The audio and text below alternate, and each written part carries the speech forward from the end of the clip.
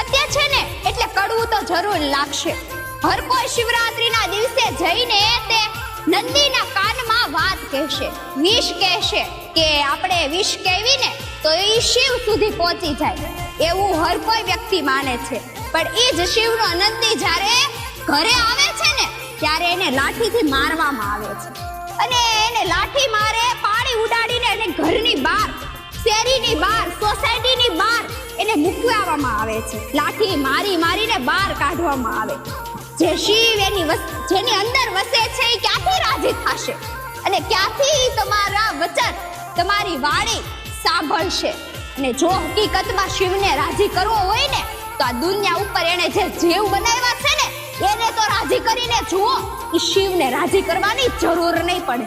શૂનાં પતિં પાપનાશં પરેશં Gajendra